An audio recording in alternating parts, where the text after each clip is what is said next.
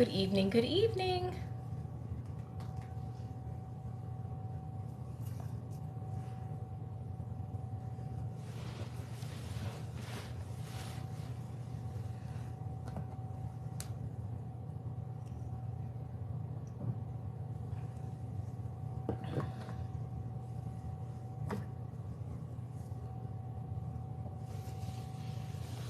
Hoobie buddy.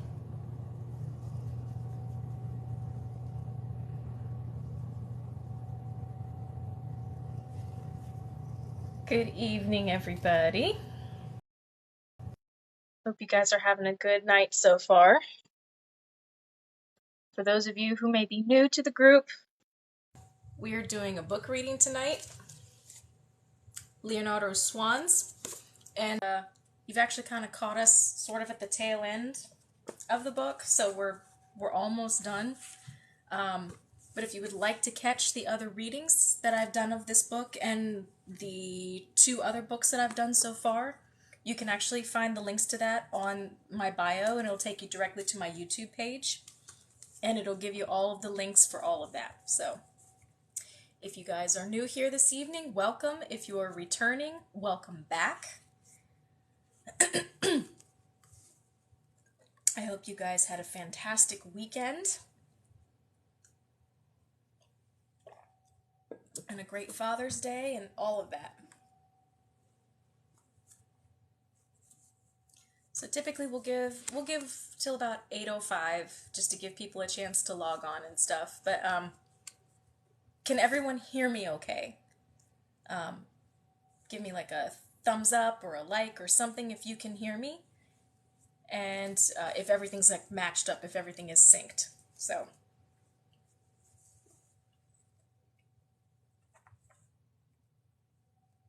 okay. Good, good, good.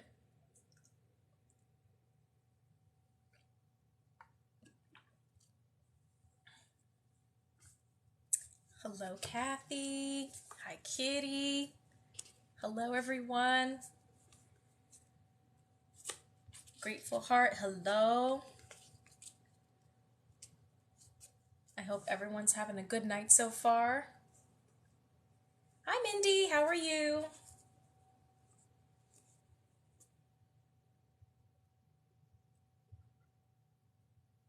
So in case you don't know Mindy, we're reading from Leonardo's Swans this evening. If you haven't been around for our other readings, you can actually find them on my YouTube page. I'm good. I'm good. Having a good night so far. And I apologize if I sound a little nasally. I think I'm trying to fight off a sinus infection. I'm not 100% sure. I could also just be reeling from the fact that the air is still crappy around here on the West Coast, so bear with me if I sniffle or if I clear my throat. I'll try not to, but I'm not making any promises.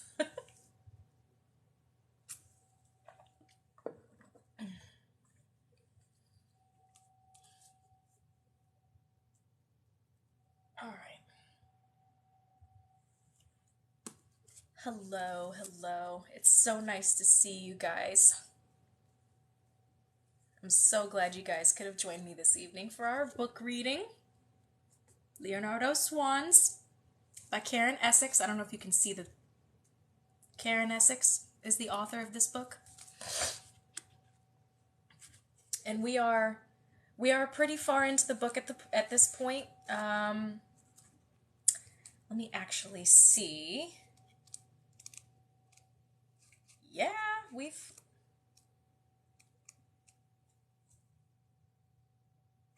Let's see here.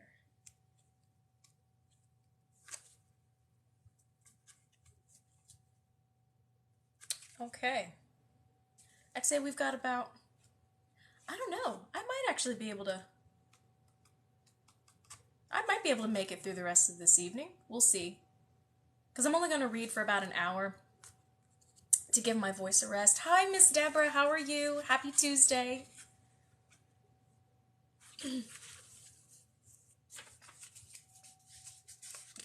8:03. We'll give it another minute or two for people to join. because I've been a little all over the place with my reading schedule. Normally I read twice a week, but I read once because last week was my birthday, and actually this coming Friday I will not be reading. Will I be reading? I might not be reading because I'll be out of town, but I'll bring my book with me. I'll bring my setup with me just in case. I don't know how the reception's going to be where I'm at, so I will try to read on Friday, but I might not. So don't for sure plan on me reading on Friday. I make no promises. I will try, but I promise nothing. I'm out of sync again? All right. All right. I'll pop off here and pop back on, and hopefully that will sync me up. Oh, Mama Bear, I'm synced? Am I good? Miss Deborah, it might actually be your connection on your end, now that I think about it.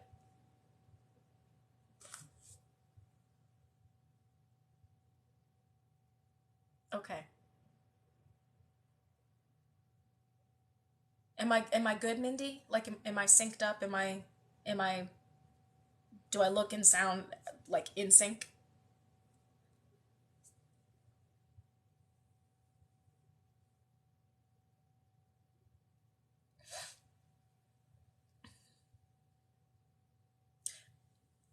Not synced. Okay. Hi, Holly. Um, Hopefully Ishmael's feeling better.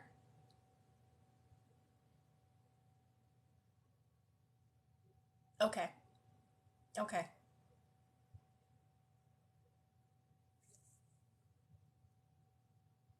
All right. Miss Holly, can you tell me if I seem in sync to you? Like, do my voice and my face match at the moment?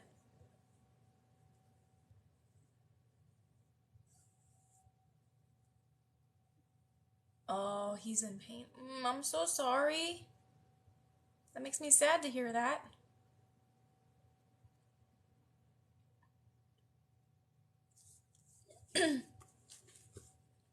Well, hopefully he starts feeling better soon. So, all right. Well, I'm in sync. Okay.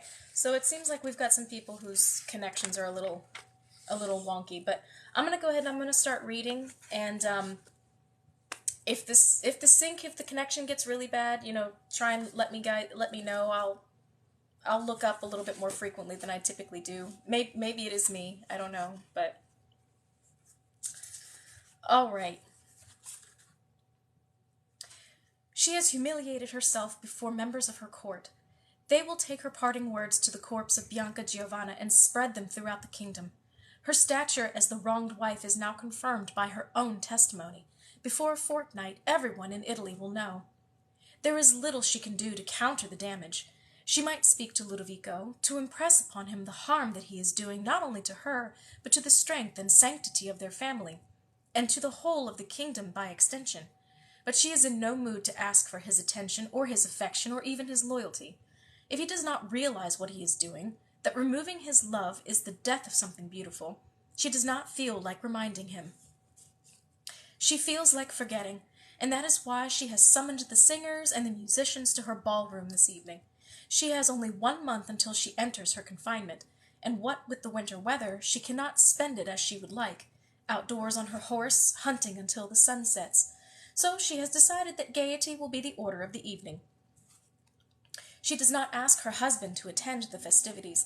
She hopes that he hears that Beatrice d'Este, despite his betrayal and public humiliation, is hosting a party without him, and dancing and singing with beautiful young men late into the evening. Men who find the Duchess alluring despite the fact that he does not, despite that she has grown large with child and is no longer the nubile naif who came to court 6 years ago. Perhaps she will emulate the behavior of other women whose husbands take their attentions elsewhere. She looks around the room right now to see who might be a potential lover and is astonished at her choices. Have they all just recently appeared at court, or has she, in her consuming love for Ludovico, been blind to their charms? It seems that with each twist of her head to the tune of the music she encounters another pair of tempting and hungry eyes falling upon her. She cannot rise from a curtsy without meeting some man's appreciative gaze, and blushing when she guesses his thoughts. They are all spry, lean. Oh, TikTok. Yeah, that TikTok could probably be the problem. It's possible.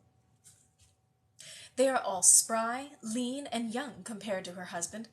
She cannot know at this moment what is more beautiful to her, the thick brown curls of her guests from Calabria and other cities in the north, or the icy Nordic features of their friends from over the Alps. Some of the knights, guests from Emperor Max's German court, have let their wolf-blue eyes settle for an uncomfortably long time upon the figure of the Duchess as she dances, and she notices that she enjoys what once might have sent her into discomfort. Were these looks of appreciation from other men always present? How is it that she has not noticed them until now? Do they admire how she twirls so gracefully when a pregnant belly might have thrown a less agile woman off balance? Have they seen her riding the ever-faithful Drago through the meadows outside the Castello, astonished that so small a woman has such dominance over a larger beast? Have they heard that she can pierce the heart of a wild boar with a single arrow, dropping him dead at her feet?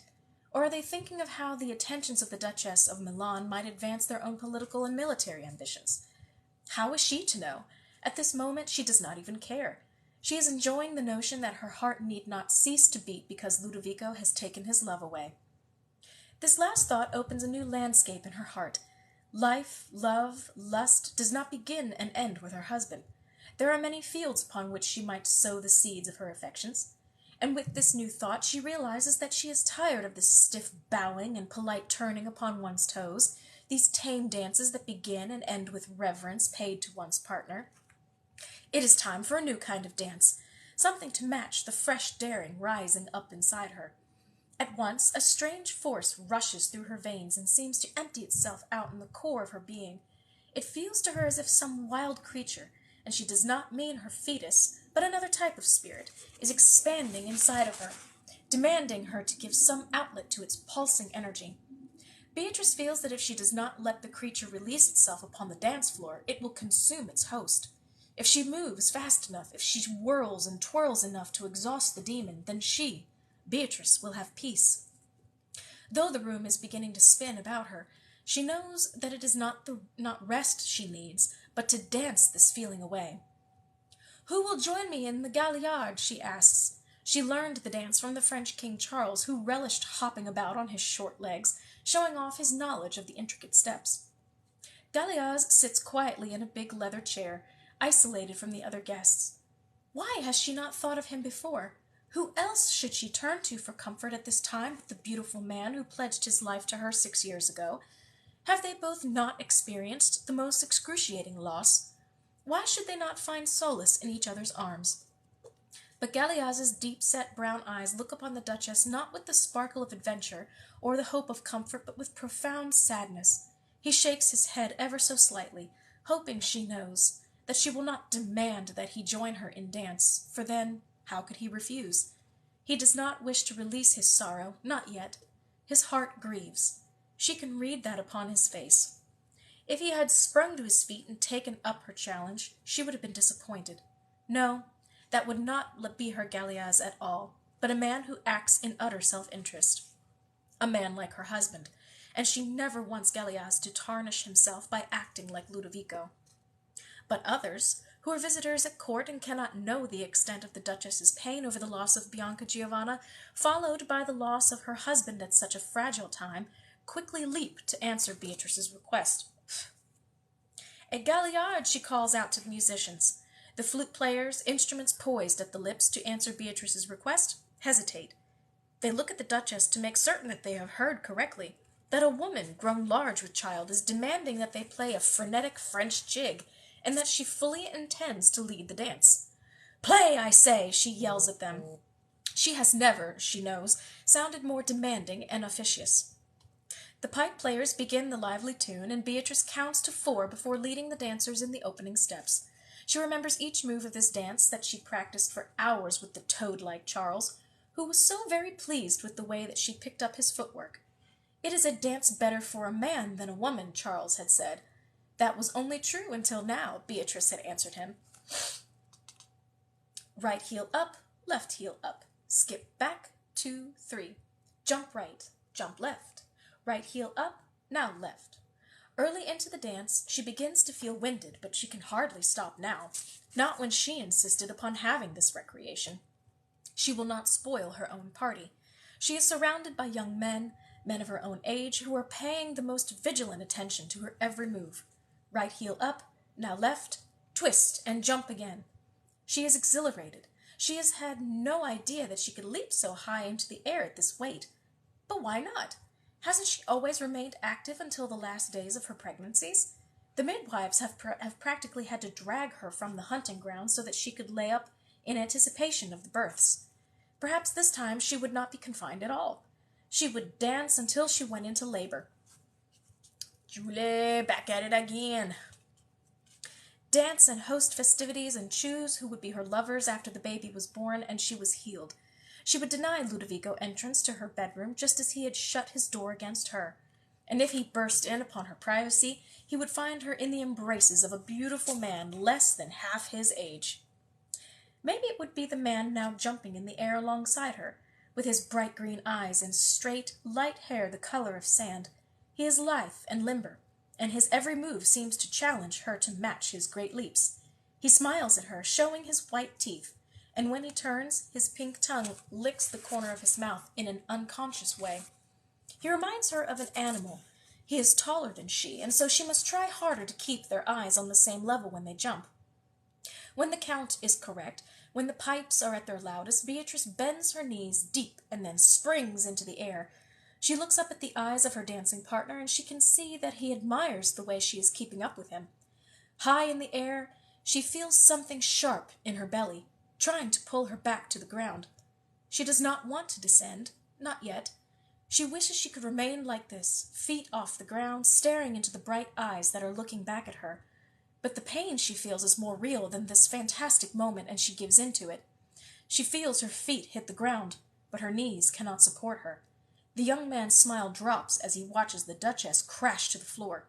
She hits her head, but the thud of that impact is completely obscured by the fact that she thinks that someone is stabbing her in the gut with a great lance. She looks up to see Galeaz's face suddenly above hers, pushing the pale young German out of the way, his strong arms stretched out to wrap around her shoulders.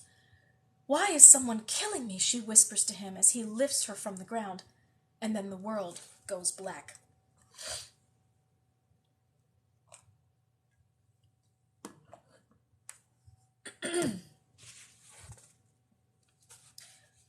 When she comes to, the lance is still poking her stomach, splitting her in two. She has known childbirth 2 times, but has never felt this kind of unendurable pain. The lance seems to be inside her, rocking back and forth, tearing her guts apart. She is certainly being killed, but why is she dying so slowly? The world is red. Others are crowded around her, hands, chests, arms, clothes, covered in blood. What is happening? She hears Ludovico's voice crying out, demanding to know what is going on, and then she hears his cries fading down the hall as someone drags him away. Someone is pushing on her stomach, making the pain greater. A woman, perhaps. Beatrice cannot see through the veil of red that clouds her vision. Everything is draped in it, this bold color. She closes her eyes fiercely to try to remove the tint from the world in front of her, but when she opens them again, all is still red. She feels as if the woman on top of her is pulling her insides out, pulling her very intestines out of her stomach, like some horrible form of punishment, a disembowelment for a crime that she has not committed. The woman stops pulling. She has reached the end of Beatrice's entrails, which now lay in her hands. Beatrice tries hard to focus on this bloody flesh, squinting madly to see what her insides look like. Everyone in the room is screaming now. Someone wipes Beatrice's face with a cold cloth. "Cover her eyes!" the woman holding Beatrice's insides yell out. The hands quickly press the cloth over Beatrice's eyes, drowning out all sight, but not before she realizes what is being hurried away from her. A marble white baby, its tiny arms limp, its head fallen backward, dripping in blood. From the notebook of Leonardo. From what seems a small, light thing, there proceeds a great ruin. To your Excellency, the Marchesa of Mantua, from Cecilia Gallerani, Contessa Bergamini. Your Excellency, as the sudden circumstance of your most illustrious sister's death prevented you from attending the funeral, I wanted to write to you to let you know that no posthumous honor was withheld that great lady. Though your own grief must be unbearable, I hope that this account of the adoration showered upon the Duchess after her death brings some measure of consolation to your wounded heart. I shall try, to the best of my ability and memory, to chronicle the events following the shocking and untimely manner of her demise, and that of her stillborn son. The Duke was and remains inconsolable. He has shut himself in his room, draped the windows in black, and refused anyone, including the little motherless boys, admittance for many days upon end. They say he has shaved his head and wears only black. Those who have been permitted to see him in recent days say that his conversation consists only of the fact that he would much rather have gone to his grave than seen the light of his life predecease him. Your Excellency is aware, I am sure, that the Duchess spent many of her last days in tears over the death of Bianca Giovanna, to whom she was deeply attached, and over the indiscreet liaison in which the Duke was engaged with Lucrezia Crivelli. Now the Duke is struck with remorse and seems to have cut off his relations with that lady. She is, however, pregnant with his child, due in the late spring. Perhaps the Duchess found out about the pregnancy. The news could not have helped her own health, weakened by pregnancy and by Bianca's sudden death. I pray that Ludovico finds solace from his guilt. He takes whatever meals he eats standing, fasts 2 days a week, and spends long hours at the Duchess's crypt, begging God to let him speak to her just once more so that he can assure her of his love. He is lost in a cloud of sorrows. His only spoken words, lamentations. But I get ahead of myself. I mean to tell you of the great honors bestowed upon the young Duchess. At the Duchess's passing, the women of the court immediately went to work adorning her body. She was lovingly bathed, I am told, not only in the warm waters of the bath, but by the endless streams of her maid's tears. All of Milan might drown in its tears, such was the love of the populace for the Duchess. Did you know that our people would rush into the streets to see her drive by in her chariot, delighted to see her smile, her beautiful manner of dressing, and the cheerful way that she conducted herself always, not to mention the extraordinary way that she would make her horses prance?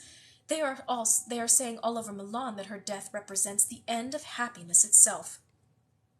On the day of her funeral, the Duchess's hair was combed exactly the way she liked it, parted down the middle of the head and pulled back over her high cheekbones and into a long plait.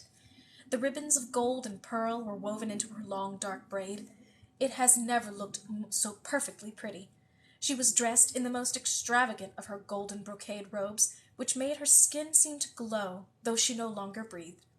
Around her neck was placed a long necklace of pearls strung with gold balls, on the end of which is a cross of the heaviest gold from the land of the Turks, inlaid with many jewels. I believe the Duchess would have considered it a suitable gift for her to offer to our Lord. Over her body lay a white cloth embroidered in the arms of the house of Sforza. Pink color was pressed into her lips and cheeks, so that she had a lovely, lifelike quality, and believe it or not, Your Excellency, despite that her last hours were spent in pain, her lips formed the slightest, most serene smile. I was very grateful to be able to see her this way once more, so that I could not only impress her loveliness into my memory, but also share it with you. Your Excellency, not only the Privy Council and all the nobles of the city, along with the foreign ambassadors who were present at every nation of Europe, but the entire population of Milan followed the Duchess's corpse from the Castello to her resting place at the church of Santa Maria delle Grazie. You have never seen such a solemn and magnificent procession. At sunset, the ambassadors, including those from the Spanish king and the Emperor Max, the Duchess's great admirer, lifted the bier and carried it to the gate of the Castello, where all the world waited to catch a final glimpse of their beloved Duchess Beatrice. The Duke and all of his relatives, including the 2 little boys, were gowned entirely in long black robes, wearing black hoods over their heads. The boys, so young and brave, rode in a small chariot. The family was escorted by the priests and nuns of the city, who led the procession carrying great crosses of silver, gold, and ebony. I believe 1,000 torches lit the way for the Duchess. Her favorite knight, the esteemed Galeaz de San Severino, wore shining black armor, a black mask, and a black garter around his arm. His long hair was dyed as dark as a crow's feathers, and he rode the Duchess's favorite horse, Drago, the big white stallion that was a gift from your husband. The animal, wearing a saddle laden with silver and pearl crosses and sporting a black feathered headpiece, looked bewildered without his mistress. I could swear that his desperate brown eyes were searching the crowd for the Duchess. Galeaz carried the Duchess's standards while tears streamed down his face to be escorting his second favorite lady in all the world to his young wife to another early grave. How sorrowful, yet how comforting, to think of those two friends reunited forever, lying side by side. At every major intersection of the city, the local magistrates would take the Duchess's bier from its last bearers and carry it through their quarter. Your Excellency, I can report that her body was handled from the castello to the crypt only by loving hands.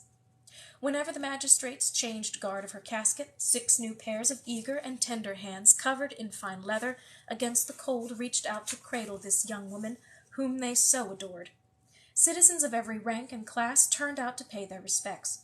Countless numbers of gentlemen and ladies, laborers, merchants, and their wives and children all braved the cold January evening to honor her. It seemed to me that the very winds calmed in every quarter out of respect for the Duchess, whipping up again as soon as she was passed into another section of the city. Every shop was closed as if it were Christmas Day. Even the beggars and prostitutes abandoned their trades during the procession.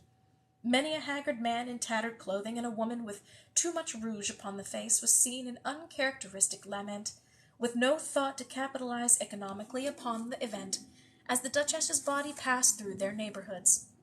I have never seen the lowest echelons of society put aside the thoughts of coin and pay such respect.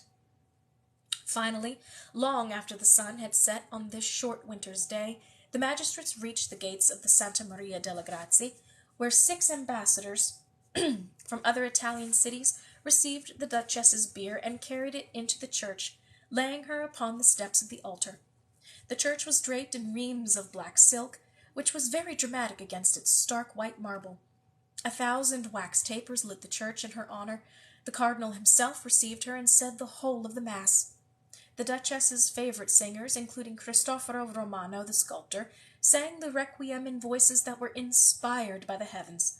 Never have you heard such singing, exquisite in its sadness. I tell you, her soul was sent to God by the very voices of angels. After the prayers were made for the Lord to take her soul, though who can doubt Beatrice's position at the side of the Lord, and the last, though not final, tears were shed, the body was put into a magnificent sarcophagus, supported by great marble lions, and there, under Donato Bramante's newly finished cupola, one that Beatrice herself so admired, she will rest until the marble tomb Ludovico has commissioned from the hunchback artist Solari is ready to be laid over her. Your Excellency, I must not forget to mention that as the funeral party entered the church, I saw none other than the Magistro standing at the gates of Santa Maria delle Grazie. They say he is putting the final touches on his mural of our Lord's Last Supper.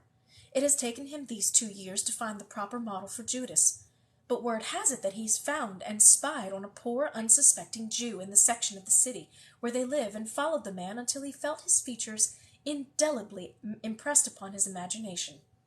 Then he made a series of sketches from memory, and is now painting that hapless man's face upon the wall, forever to be immortalized as history's greatest traitor. You have never seen a sadder expression than the one on the Magistro's face as he watched the Duchess's corpse enter the church. He stood just out of the light of a torch, but I could make out his features, which seemed to carry the weight of the event in progress. Is it not lovely to imagine Beatrice laid to rest so near the Magistro's mural, almost as if she can gaze upon the face of Jesus, an activity which gave her so much pleasure and comfort and consolation in her last days? Ludovico did commission the Magistro to make a portrait of Lucrezia Crivelli. I tell you this not to be indiscreet, but because I am certain that gossip spreads faster than weeds, and as you trouble yourself to keep abreast of the current works of your great masters, you have already heard this news, I'm sure. I have not yet seen it, but I hear it is not so nearly as nice as the one he made for me all those years ago. I like to think that the magistro approved of me and of my liaison with the Duke, since there was no wife at that time to suffer injury from our affections. Perhaps the magistro, along with the rest of Milan, so disapproved of Ludovico's affair that he allowed his disaffection to creep into the portrait. This might be fanciful thinking, that an artist the caliber of Leonardo would let the human failings of others infiltrate his work, but it is a woman's thinking none the less, and I cannot help but hope that it is at least partially true.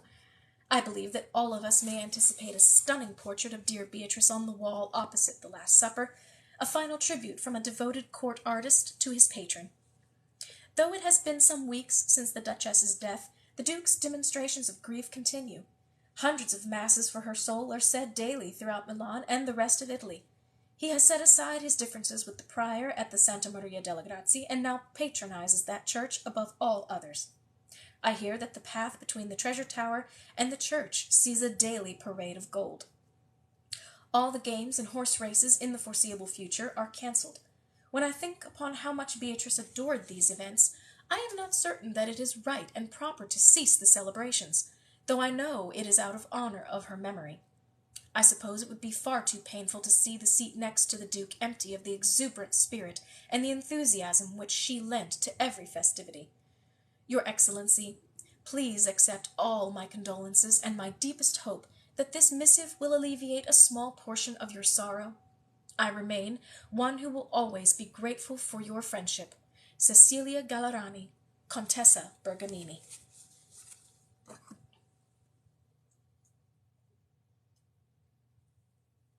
La Torre Cadente, the Falling Tower.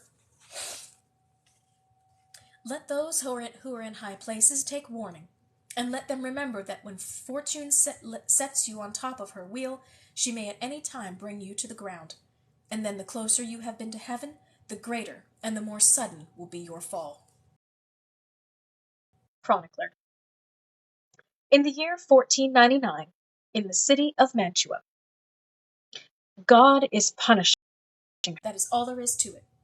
One would think that God would tire of heaping death and misfortune upon Isabella, but that does not seem to be the case. She has been sure that she brought on all the deaths by praying so hard to God to allow her second child to be a boy. She was disappointed when the child had turned out to be female, but 2 months later, when the infant died, Isabella realized that the death was her special brand of punishment, carefully designed by the Lord to take his vengeance upon her arrogance for desiring something different than what he had planned for her. The sudden deaths of Bianca Giovanna and Beatrice followed, further proof of God's retribution.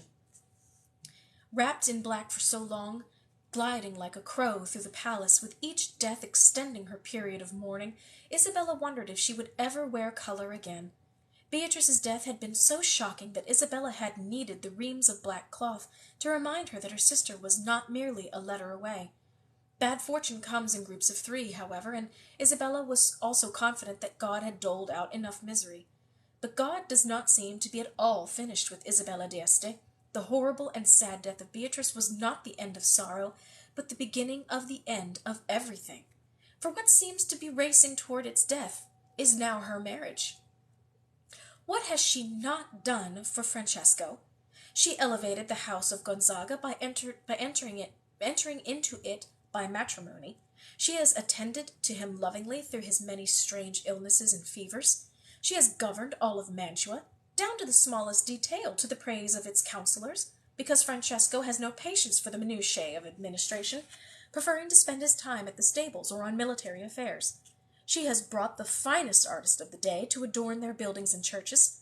She has charmed heads of state who consider her husband too egotistical and not refined enough to dine with them. She defended his honor, even while his closest confidants informed her that he had a growing reputation as a disloyal scoundrel who spewed all his secrets when in his cups. Francesco's exploits as the commander of the army that threw the French out of Italy grew exponentially every time he recounted the tale, annoying anyone who had to listen, but severely angering the Venetians. Why, oh why, do men always believe the legends that spring up around their victories, especially when these legends are concocted by other men merely to preserve or consolidate their own power? Both Ludovico and the Venetians had encouraged the poets of Italy to write great ballads of Francesco's victory over the French, but that was to demonstrate to the people that their benefactors had saved them. Privately, both ruling parties were disappointed in their captain general's performance. Ludovico, because Francesco had failed to annihilate the French entirely, and the Venetians because after the war Francesco had shown too much mercy upon the French. Francesco, however, ignored the motives behind the poems and ballads sung in his honor, and took the words unto his very bosom, mouthing them all over Italy whenever he had too much to drink. Moreover, since Beatrice's death, Isabella has played peacemaker between Ludovico and Francesco, whose contempt for each other has become more public every day. She had just taken off the mourning clothes a few months earlier, ready for life again, when she received a letter from Ludovico, accusing Francesco of making secret overtures to the French King Charles. I have incontrovertible evidence in my very hands, Ludovico wrote, and if not for my love and respect for you, I would turn the traitor over to the Venetians immediately. Though Ludovico did not betray Francesco, the Venetians found out anyway and fired him as captain general of the army. Isabella was devastated that her husband was engaged in political intriguing behind her back, and further dismayed that he was directly betraying both Ludovico and the Venetians, his benefactors. "How on earth do you expect us to live?" she had screamed at Francesco. "We will be crushed between these two great powers. You are going to be the death of the houses of Gonzaga and Este and of Mantua itself." She tried to mend things with her brother-in-law by sending soothing letters and a steady flow of gifts: fresh fish that he purported to adore from their Mantuan lakes, carp bred in their ponds, artichokes and flowers. The fish, packed in ice brought down from the mountains, was difficult to ship, but Isabella spared no expense in cultivating Ludovico's continued patronage. But Ludovico surprised both the Marquis and the Marchesa by seeing a way to turn Francesco's misfortune with the Venetians to his own benefit. The French King Charles had died very suddenly after hitting his head on a doorway. Who had taken the throne but Louis of Orleans, Ludovico's sworn enemy? Louis's first announcement as king that he was going to reconquer Italy for his two sons, making one of them the King of Naples and the other Duke of Milan. Ludovico took the threat seriously and realigned with Emperor Max. But who would lead the new Milanese German army? Ludovico had insulted Francesco after the last war, chastising him for allowing Charles to escape, and Francesco had threatened Ludovico in return by having secret dialogues with the French. Now, with the Venetians against Francesco, Ludovico saw his opportunity. He wrote to Isabella, informing her that he wished for Francesco to once again lead the Milanese German army, and he was coming to Mantua to discuss the details. Oh, and he would be accompanied by an entourage of 1,000. Would that be too terribly much trouble for her? Isabella sent to Ferrara for sumptuous plate of gold upon which to serve Ludovico and his courtiers. She spent far too much money buying a grand supply of his favorite wines. Light white for breakfast, a clear but strong red with his main meal, neither too sweet, if you please, but from the town of Cesolo, if it's not too much trouble, for those are his favorites. His steward had written. Once he arrived, she gave the Duke use of her private apartment, and moved into lesser quarters. She ordered jousting tournaments, dramatic plays, and tours of the kingdom to entertain him. She demanded that Francesco not only give the Duke a tour of the collection of antique armor in the castle, but also allow him to select one of their best horses from the Gonzaga stables.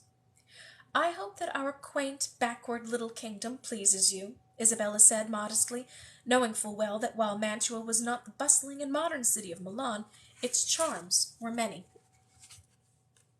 "Yes, it's lovely, and it distracts from my misery," he said. He had arrived, still affecting the outward signs of the bereaved widower, but these emotions, Isabella observed, he wore like clothes. Beneath the ubiquitous black robe and mantle lay the real man, who, to Isabella's impression, had long ago put aside his mourning. Though publicly Ludovico was in the process of making all of Milan a shrine to Beatrice, emblazoning her image and her heralds everywhere in the city, Isabella had heard that once his son by Lucrezia Crivelli was born, he went back to that lady's company, settling on her the estates he had once settled upon Beatrice. Isabella was outraged by this news until she heard the voice of her mother whisper in her ear that one must always be generous to one's husband's bastards.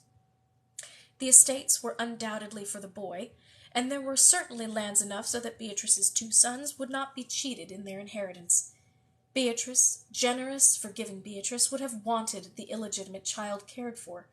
Isabella had hoped to hear more from Ludovico about his sister's death, but he told her that dialogue about his beloved Beatrice would only sink him back into the dreadful melancholy from which he had so recently emerged. "Every day I visit her in the Santa Maria delle Grazie," he said. "If you would see the exquisite marble tomb Cristoforo Solari has made for her, and the sweetness of her face as she lay at rest, you would weep and weep." That was all he would say upon the matter of his wife's demise. Isabella knew that she had to put aside her emotions over Ludovico's betrayal of her sister and concentrate upon healing the rift between her husband and his potential benefactor.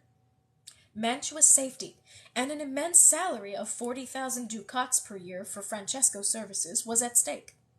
Knowing how much they needed money at this time, Francesco was playing a game of volley with Ludovico on the matter of his title. His title! Francesco was upset that Ludovico was unwilling to unseat Galeazzo of his former title of Captain General of the Milanese army. "What are those 2 words compared with the money we require to run this kingdom?" she asked her husband. Ludovico was outraged over Francesco's request. Isabella could think of nothing more she could do to soothe the Duke's ruffled feathers, so she decided to employ another strategy. She had one final surprise awaiting her brother-in-law in her studiolo. "I hesitate to allow you into the rooms where I keep my treasures," she said to him. "You are such the fierce collector that you'll try to bargain them away from me."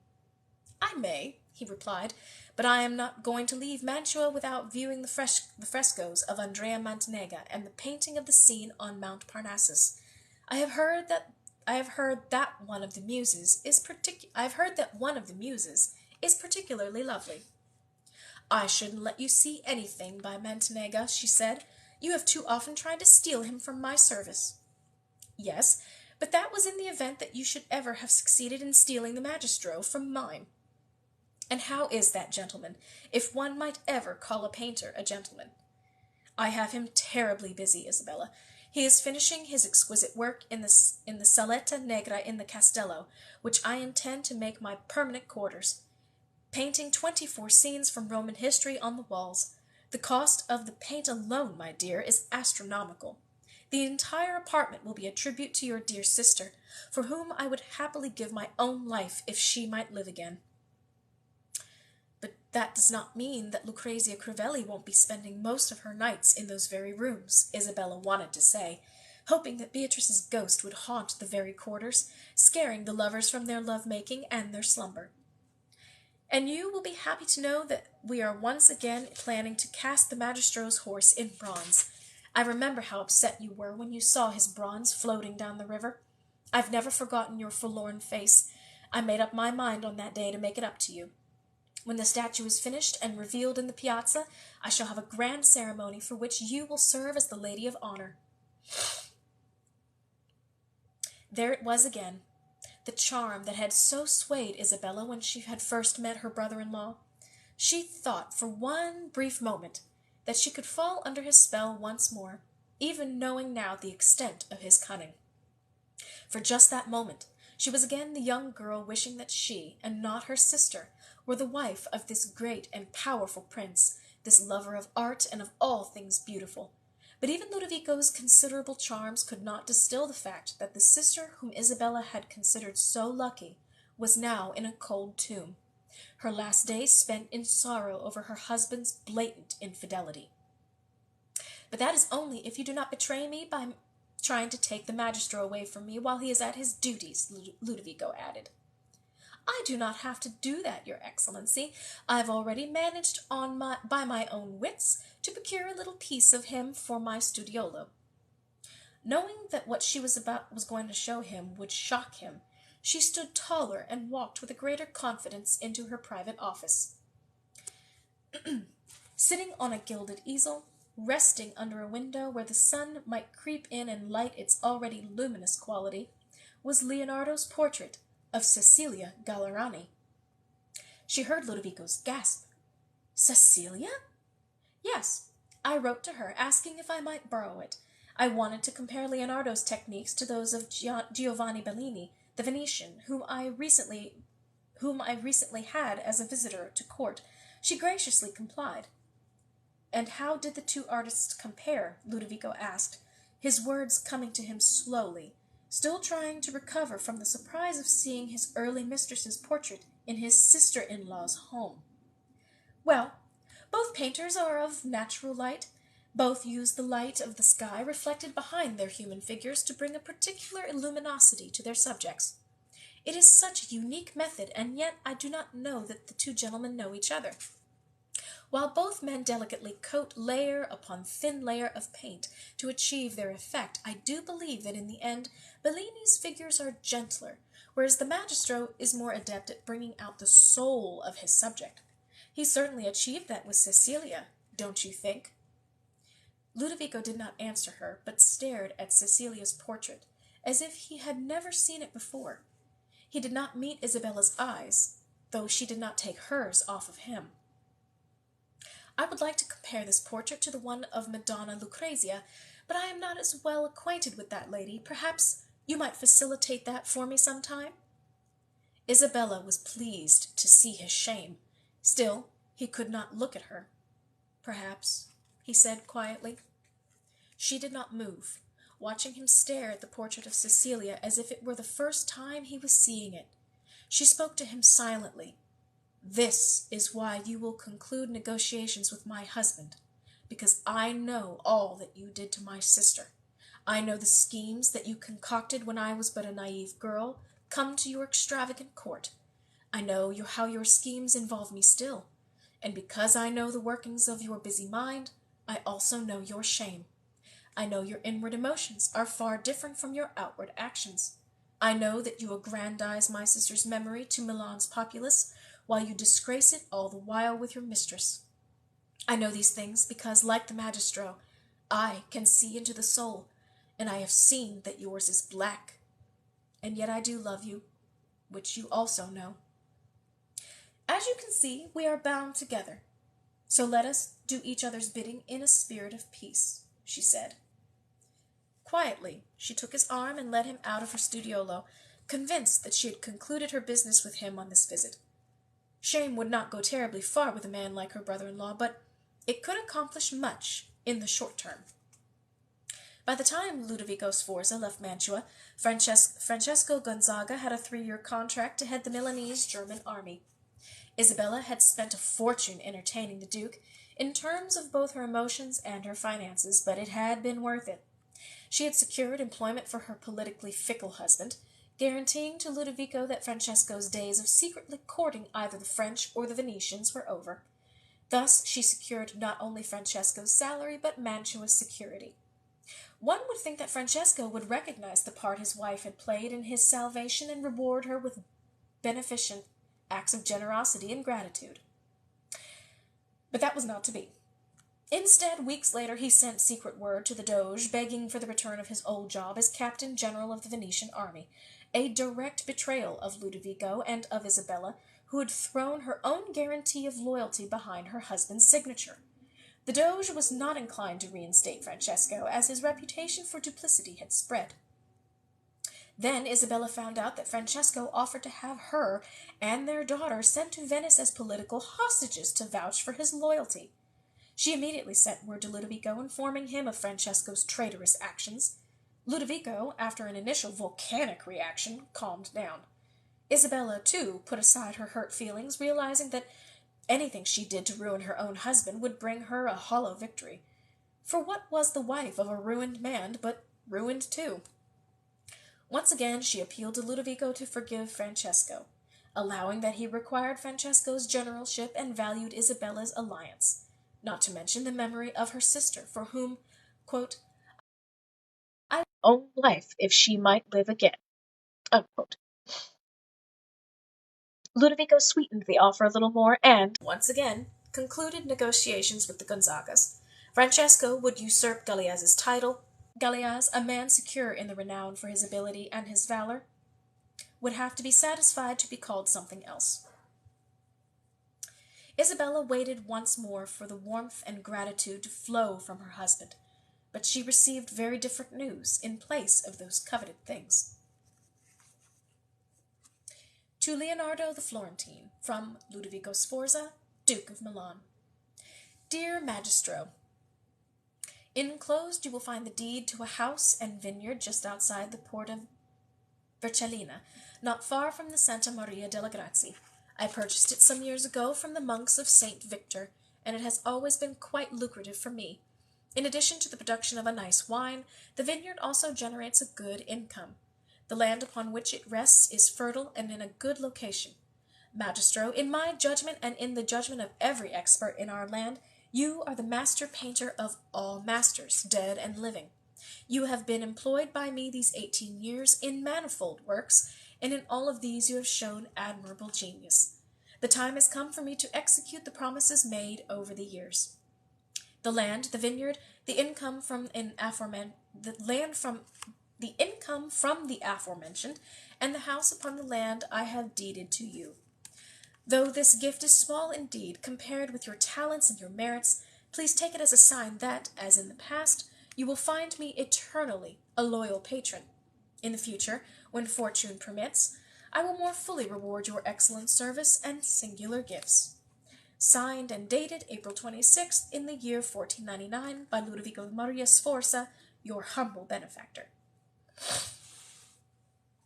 Here comes Isabella's husband now, in his spotless armor, his toes slightly outturned as his gait swaying with self-satisfaction, a little man inflated with his own opinion of himself. She hates him. This man whom she once loved above all, this dandy with whom she has made 2 children, and 9 years of a life, hates him because when he chose to humiliate and betray, he made certain that the right people were present to see it all. He had attended a festival of tournaments at Brescia in honor of Her Highness the Queen of Cyprus, urging Isabella to remain at home because he was worried over her health after she had fatigued herself entertaining that demanding son of a bitch Ludovico. Isabella was not particularly exhausted after Ludovico's visit, but the mansion and treasury certainly was. So rather than incur the expense of having the appropriate wardrobe made for herself and her ladies, she elected to remain at home. She found out, though, through malicious tongues that could not wait to share the news, that Francesco had had a lady at his side the entire time, a young woman, Theodora, costumed extravagantly as the lady of the joust, wearing his colors, acting as if she were the Marchesa of Mantua. There to witness the infidelity was Galeaz, noble, beautiful Galeaz, still in mourning for his wife and his lady Beatrice, had entered the contest with 40 of his men, all still mourned, keeping their long curls dyed as black as hawks, wearing armor of black and gold, and carrying heralds in honor of Beatrice, black pendants with bright gold griffins. Isabella wondered if Francesco had dared to present his dreadful little whore to Beatrice's glorious knight. Her only consolation was that Galeaz once again took every prize in the tournaments, and Francesco none. Isabella has had many thoughts about Francesco's infidelity. Her mother believed that all men eventually fell prey to other women, and cautioned her daughters to refrain from making too much of a fuss over these affairs. Isabella is a realist, not a romantic dreamer like Beatrice, who lived, and perhaps died, for Ludovico's attentions. She thinks that Francesco has always had little assignations. Assignations, I think. And of course, like all soldiers, she knows that when he is away on a military campaign, he entertains himself with boys. They are less expensive and less trouble than women, she has heard many a military man say. Moreover, they are present in abundance, and also apparently willing to secure the favor of their superiors by affording access to their young, smooth asses. So it is with men. A woman mustn't grumble over these things. Isabella knows that this kind of sexual release is nothing more to a man than, say, urinating. The suspected carnal and casual dalliances with females, too, she has not minded, really. She has always regarded it as a payback for the massive attention she receives from other men. After all, Francesco has had to contend with a wife about whom men write poems and songs and sonnets, who is sought as a model for masters' paintings, who receives the finest minds of Europe at her court and dialogues with them late into the evenings long after her husband has gone to bed, not to mention the close relations and constant correspondence with Ludovico, which would be enough to send any husband into fits. So if Francesco has needed to affirm his own manly charisma in the arms of ladies and maids, why should she care? He always returns to her bed desirous of her. But this time he has allowed another woman to take the place of his wife in a public event. She wonders if he did it purposely, to pay her back for her political support of Ludovico, for coercing her husband to enter into Ludovico's employ. But what should she have done? Ludovico was their brother-in-law and the most powerful prince in Italy by far. He offered them a fortune for Francesco's services. Isabella was acting in the interest of Francesco, of their family, and of Mantua by negotiating with Ludovico. Francesco had been difficult and had offered resistance along the way, but he was also delighted with the prestige his title and salary would bring. Had he resented it so much that he had to avenge himself in this nasty and public manner? Isabella sees that her husband is headed for her studiolo, where he thinks she must be. He swaggers as if he expects to be greeted by the doting wife he left at home, who will be elated that her great warrior of a husband has come home to her. In this, and in many other things, he is mistaken. She slips quietly into the parlor, where she has placed the clavichord she finally wrested from Ludovico. Beatrice had had it made by Lorenzo of Pavia, who everyone agreed was the greatest master designer and builder of musical instruments that Europe has ever produced. Isabella has always coveted the clavichord, writing letter upon letter to Lorenzo asking him to make a duplicate for herself, but the maestro was always too busy with other commissions from more illustrious patrons, such as the Doge of Venice. After Beatrice died, Isabella wrote to Ludovico asking for the piece to be sent to her so that she might have a memory of her sister when she sat down to play. Isabella had already learned to play all the other stringed instruments and was anxious to master this one, which made the most thrilling and sombre sounds by pressing upon beautiful ivory and ebony keys. Lorenzo had painted a magnificent scene upon the lid of the instrument of Odysseus addressing King Alcinous and Queen Arete, asking for safe passage to Ithaca. How she would love to have a large fresco of the scene painted on one of the walls of her studiolo. Perhaps she would see if old Mantinega, growing grumpier by the day in his dotage, would accept the commission. Isabella had not found any written music specifically for this instrument, so she's been composing her own, adapting her favorite sonnets and poems. She hears Francesco's footsteps approach. Striking the keys with vigor, she sings the lament she has been working on, pleased with the way that the melody complements the words of her favorite poet and that of Beatrice, Petrarch. And I am one of those whom weeping pleases. It seems I strive to make my eyes produce a family of tears to match the sorrows in my heart. She is very grateful that she has practiced her singing all of her life, and that she can make her voice affect the appropriate measures of beauty, sorrow, and pain, not to mention a seething but controlled anger beneath it all. She is nothing if not nuanced in her actions, and singing and playing are no exceptions. With the hum of the strings still resonating in the air and her fingers still on the keys, she looks up at her husband and says, "Your Excellency." That is all. She has no intention of helping him through his awkward homecoming, no intention of doing what her mother and every other woman she has known has done, which is to affect a false cheeriness to compensate for her husband's sins, to pretend that the blow of his humiliation is light, that it does not matter so much to her, that she is not hurt. No, let the little beast squirm. What is this, Isabella? You have purchased Beatrice's instrument? It must have cost a fortune. She remembers all those years ago when she realized that his protruding eyes would become more frog-like as the years went on. Now her prediction has come true. He stands in the doorway with his eyes bulging, looking like cannonballs waiting to be fired her way. He gestures toward her studiolo, And whom did I find in your studiolo making a new, extravagant set of doors and carving a giant cameo of your image looking like some Roman empress? Oh, yes, after years of my courting him, Cristoforo Romano has finally come to my service. He found Milan very depressing after the Duchess died. So many are saying that she died of a broken heart after Ludovico's public infidelity. Do you believe such a thing is possible? He ignores the question and its implications altogether. Cristoforo tells me he is going to make a marble bust of you, just like the one he made of Beatrice. Where are we getting the money to pay for these extravagances? Do you know what they are charging for these days for a block of stone? Ludovico is paying you a fortune. Surely the person who negotiated the commission for you is entitled to a small gift for herself? I see what you are doing, Isabella. Even though your sister is dead, you are still trying to keep up with the Sforzas. How often do I have to remind you that we do not have Ludovico's money? Ah, but we do have his money. A substantial portion of it is being transferred to our treasury right now. So you admit it. The money has not yet arrived, and you're already spending it on your vanities. I've caught you borrowing again, haven't I?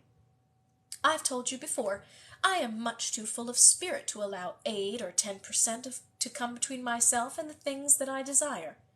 This was the philosophy she had always lived by. If Francesco thought she would change her ways now, he was mistaken, especially after what he has done. And what do you desire now? Your sister's things? Things made for you by your sister's artists? Aren't you tired of picking Beatrice's bones? She won't fall into his trap. She is the wronged party. He is the sinner. This confrontation must conclude with that fact understood.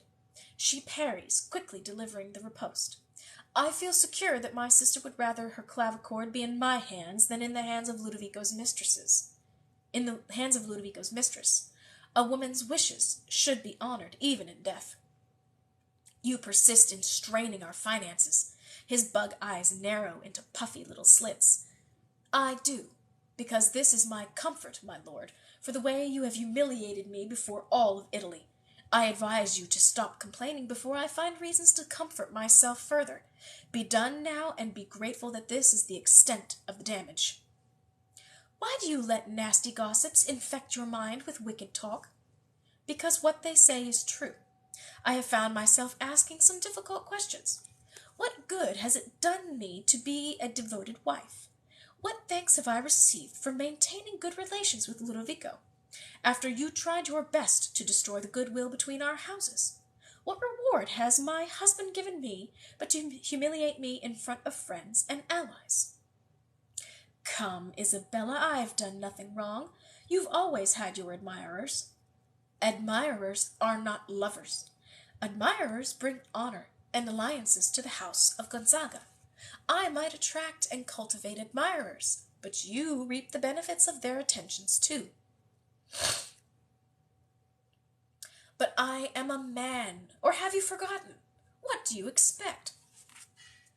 I expect that even a man might act with discretion and decency. From now on, I shall do as I please. If you protest, you may divorce me. Explain yourself to our families and allies, including Ludovico, and let your whore run the kingdom. Would that suit you, my lord? She expects him to be angry, repentant, and finally seductive. That is how she would predict the sequence of emotions and actions from her husband, knowing him as she has since she was but a child. He should make a brilliant defense for himself, acting falsely accused, followed by a brief moment of pretending to be terribly hurt by her suggestion, ending with sitting on the bench beside her, asking her to play something pretty, and then interrupting her song with lingering kisses to her neck. But he does none of these things. Instead, he smiles broadly, so broadly that the one missing tooth on the right side of his mouth, interrupting his perfect ivory chain, is revealed. I am going to be very happy when you can no longer throw your close relations with our brother-in-law in my face. Do you anticipate a rift between Ludovico and myself? I anticipate a rift between that scoundrel and the rest of the world. If you love him so much, you may choose to go down with him.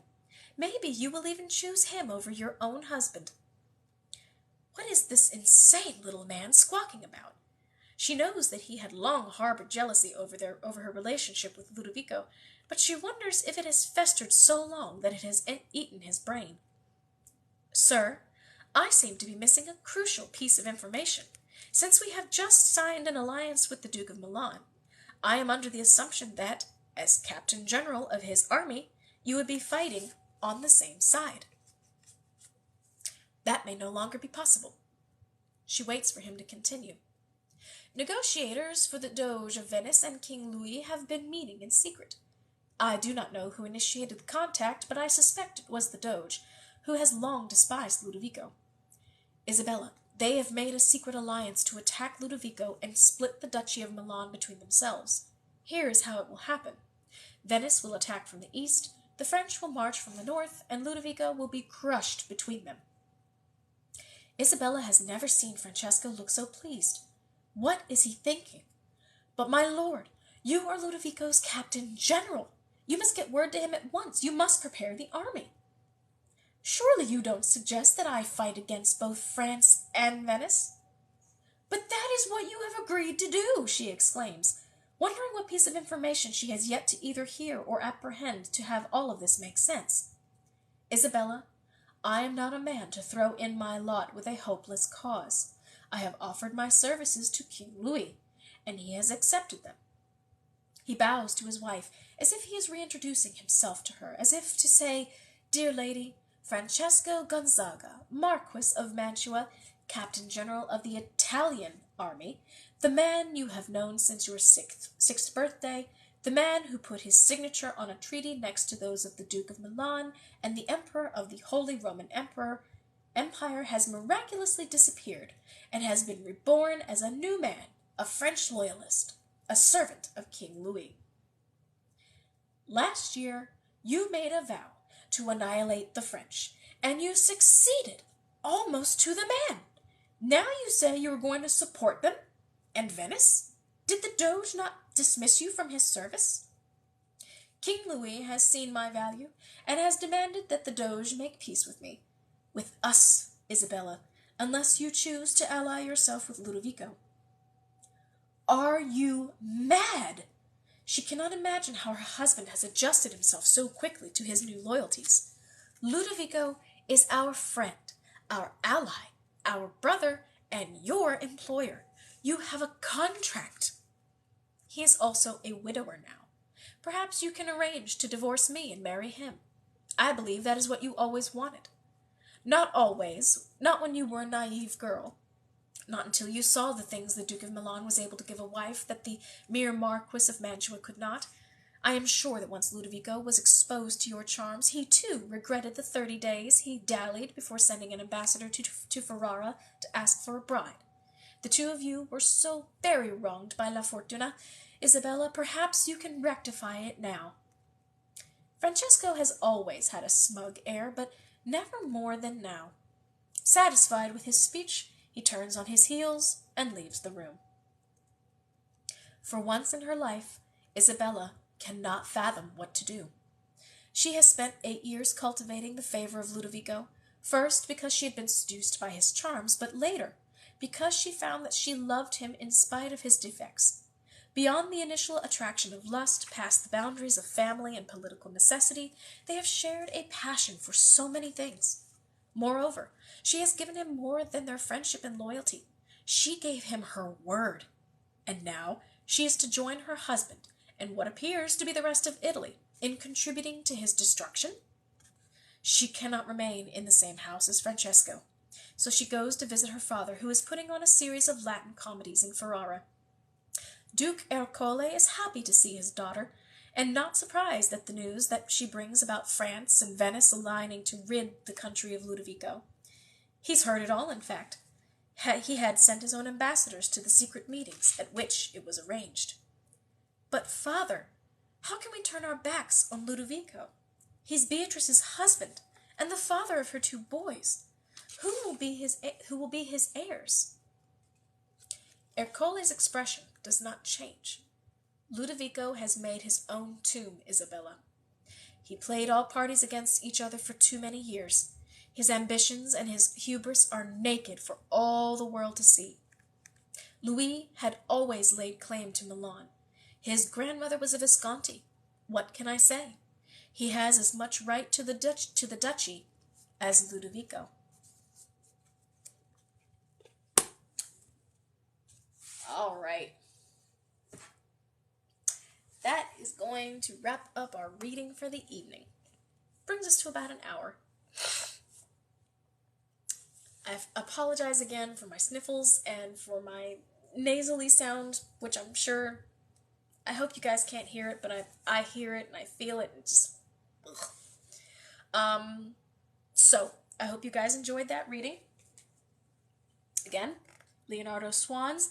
We are almost done. I think tomorrow I will be posting a video about the next 3 options for book readings. So I will, like for the first time when I did this, I will make a video and give you guys options, and then you rank them first, second, and third, what you all would like for me to read once we're done with this book, which will probably be either Friday or Tuesday, one of the two.